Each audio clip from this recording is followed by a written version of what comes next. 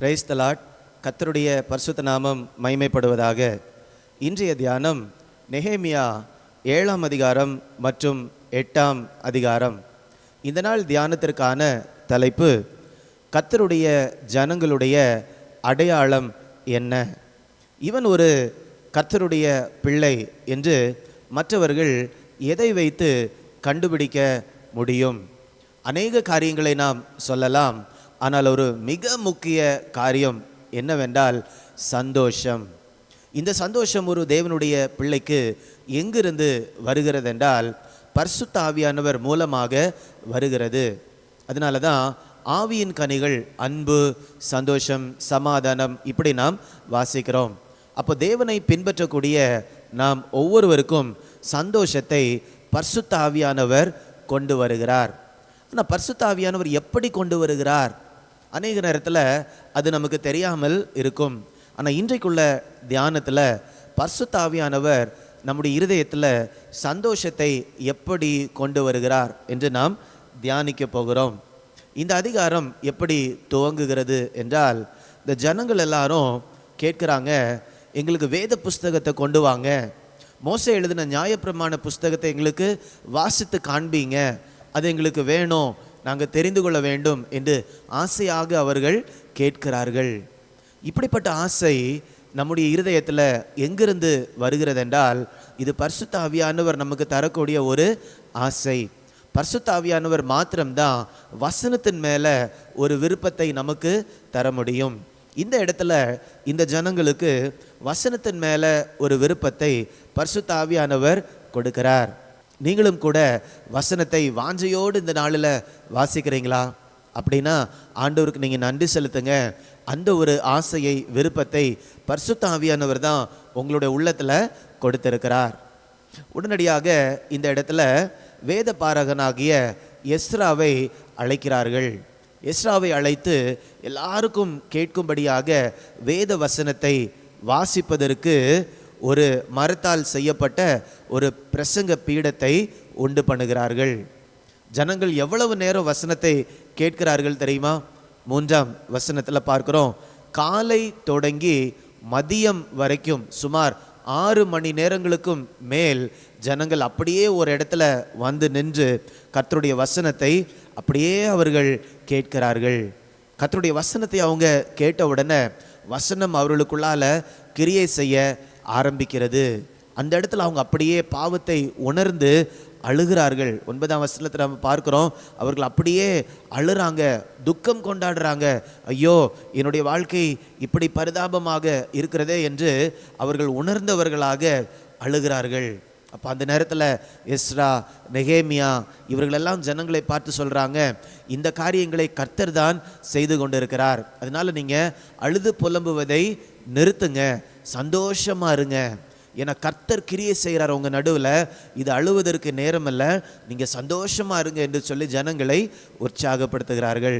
10ஆம் வசனத்தினுடைய கடைசியில் நாம் பார்க்கிறோம், கர்த்தருக்குள் மகிழ்ச்சியாக இருப்பதே உங்களுடைய பலன் என்றார்கள்.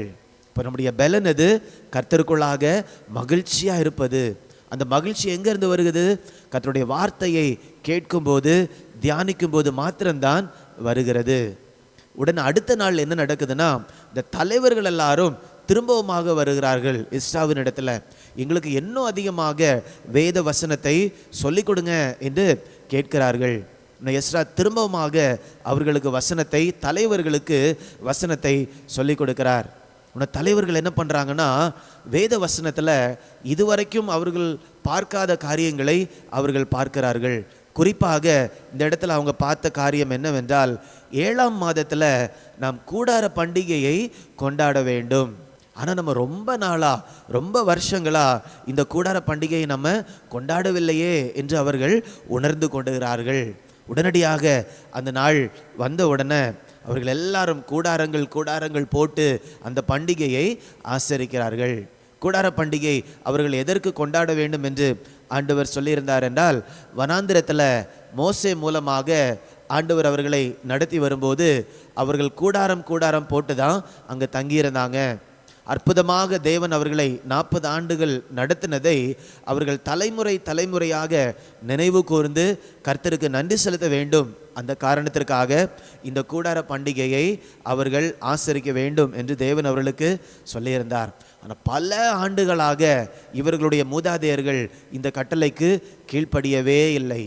17ஆம் வசனம் சொல்லுகிறது, யோசுவா நாளிலிருந்து இந்த நாள் வரைக்கும் பல ஆண்டுகள் உருண்டோடி விட்டது, ஆனால் இவர்கள் இந்த பண்டிகையை ஆசரிக்கவே இல்லை. இப்பொழுதுதான் வேத வசனத்தை அவர்கள் படித்து உணர்வடைந்து இந்த பண்டிகையை கொண்டாடுகிறார்கள். அப்போ தேவனுக்கு கீழ்ப்படிந்த உடனே தேவன் என்ன செய்தார் தெரியுமா?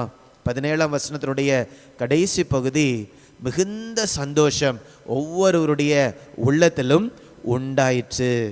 18ஆம் வசனம், முதலாம் நாள் தொடங்கி கடைசி நாள் மட்டும் தினம் தினம் தேவனுடைய நியாயப்பிரமாண புஸ்தகம் வாசிக்கப்பட்டது.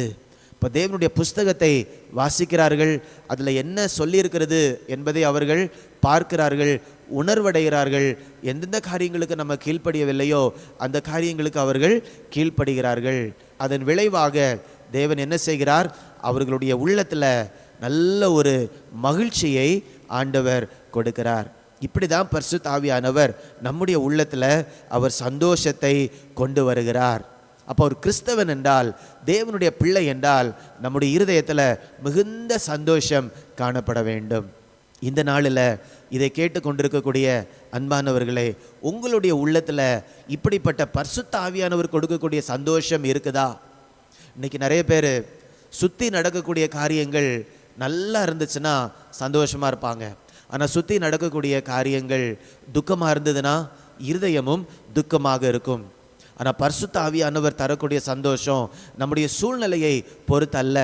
சூழ்நிலை எப்படி இருந்தாலும் அந்த சூழ்நிலையை தாண்டி பரிசுத்த ஆவியானவர் சந்தோஷத்தை தருகிறார். ஏனென்றால் சந்தோஷம் என்பது அது ஆவியின் கனி. ஆனால் பரிசுத்த ஆவியானவர் எப்படி கொடுக்கிறார் என்றால், முதலாவதாக அவருடைய வார்த்தைக்கு நேராக நம்மை நடத்துகிறார். அவருடைய வார்த்தையை படித்து அதற்கு கீழ்ப்படியும் போது பரிசுத்த ஆவியானவர் நம்முடைய இருதயத்தில் சந்தோஷத்தை ஊற்றுகிறார். இந்த நாளிலும் உங்களுடைய இருதயத்தில் அப்படிப்பட்ட கர்த்தர் கொடுக்கக்கூடிய சந்தோஷம் இருக்குதா? யாராவது ஐயோ என்னுடைய உள்ளத்தில் சந்தோஷம் இல்லையே, நான் ஆலயத்துக்கு போகிறேன், ஜெபிக்கிறேன், ஆனாலும் என்னுடைய உள்ளத்தில் சந்தோஷம் இல்லையே அப்படி நீங்கள் சொல்லுவீங்கன்னா, சங்கீதக்காரன் ஜெபிச்சது போல ஜெபிப்பீங்களா? 85ஆம் சங்கீதம் 6ஆம் வசனம் இவ்வாறு சொல்லுகிறது, உமது ஜனங்கள் உம்மில் மகிழ்ந்திருக்கும்படி நீர் எங்களை திரும்பவும் உயிர்ப்பிக்க மாட்டீரோ? திரும்பமாக நான் படிக்கிறேன், உமது ஜனங்கள் உம்மில் மகிழ்ந்திருக்கும்படி நீர் எங்களை திரும்ப உயிர்ப்பிக்க மாட்டீரோ? கர்த்தருடைய வசனத்தை நாம் படிக்கும்போது கர்த்தருடைய வசனம் நம்மை உயிர்ப்பிக்கிறது. உயிர்ப்பிக்கப்படும் போது நமக்கு என்ன நடக்கிறது? நமக்குள்ளால பரிசுத்த ஆவியானவர் சந்தோஷத்தை ஊற்றுகிறார். அப்போ முதலாவதாக நாம் கர்த்தரில் மகிழ்ச்சியாக இருக்கிறோம். அதை தொடர்ந்து தான் மற்றவர்களிலும் கூட நம்ம மகிழ்ச்சியாக இருக்கிறோம். இந்த பண்டிகையை இவர்கள் ஆசரிக்கும் போது கர்த்தருக்குள்ளாக மகிழ்ச்சியாக இருக்கிறார்கள்.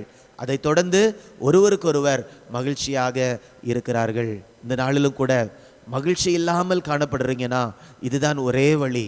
வேற எங்கேயும் இந்த மகிழ்ச்சியை நம்ம வாங்கவே முடியாது. உலகத்திலிருந்து வரக்கூடிய மகிழ்ச்சி அது கொஞ்ச நேரம் இருந்து கொஞ்ச நேரம் போயிடும். ஒருவேளை சூழ்நிலை நல்லா இருக்கும்போது மகிழ்ச்சியாக இருக்கிறது போல இருக்கலாம். ஆனால் சூழ்நிலை கடினமாக இருக்கும்போது அல்லது சூழ்நிலையில் ஒரு சில வேதனைகள் வரும்போது, தடுமாற்றம் வரும்போது அந்த சந்தோஷம் உள்ளத்தில் இருக்காது. பரிசுத்த ஆவியானவர் தரக்கூடிய சந்தோஷம் அவருடைய வசனத்திலிருந்து நமக்கு வருகிறது. இந்த வேத வசனத்தை உங்ககிட்ட இருந்து யாரும் என்ன பண்ண முடியாது, பிரிக்க முடியாது. அப்போ வேத வசனம் நம்முடைய கரத்தில் இருக்கக்கூடிய நாள் வரைக்கும் நம்ம கர்த்தருடைய சந்தோஷத்தை என்ன பண்ணலாம், அதிலிருந்து பெற்றுக்கொள்ளலாம். ஆனால் அந்த சந்தோஷத்தை நீங்கள் அனுபவிக்கிறீங்களா? அப்படி இல்லைன்னா சங்கீதக்காரன் கேட்டது போல கேட்பீங்களா? ஆண்டவரே, உம்மில் நாங்கள் மகிழ்ச்சியாக இருக்கும்படிக்கு எங்களுடைய இருதயத்தை திரும்பவுமாக உயிர்ப்பிக்க மாட்டீரோ? ஜெபிக்கலாமா? அன்பின் பரலோக பிதாவே, ஆண்டவருடைய பிள்ளையினுடைய ஒரு முக்கியமான அடையாளம் சந்தோஷம். அந்த சந்தோஷம் எங்களுடைய இருதயத்தில் இருக்கிறதா என்று இன்னைக்கு நாங்கள் எங்களை சோதித்து பார்க்கிறோம் அப்பா. இந்த எஸ்ரா நெகேமியா நாட்களில் ஜனங்கள் வேதத்தை உற்சாகமாக படித்தாங்க, கீழ்ப்படிஞ்சாங்க. அதன் விளைவாக அவங்க இருதயத்தில் சந்தோஷத்தை அனுபவிச்சாங்கப்பா. எங்களுடைய வாழ்க்கையிலும் வேதத்தை படிக்கிறதன் மூலமாக, அதற்கு கீழ்ப்படுகிறதன் மூலமாக நாங்கள் சந்தோஷத்தை பெற்றுக்கொள்ள ஆண்டவர் கிருபை தரும்படியாய் ஜெபிக்கிறேன். எங்கள் ஒவ்வொருவருக்கும் நிறைவான சந்தோஷத்தை நீங்கள் இந்த நாளில் கொடுக்கும்படியாய் ஜெபிக்கிறேனப்பா. மீட்பர் இயேசுவின் மூலம் கேட்கிறேன் ஜீவனுள்ள நல்ல பிதாவே, ஆமேன், ஆமேன். God bless you. God bless you.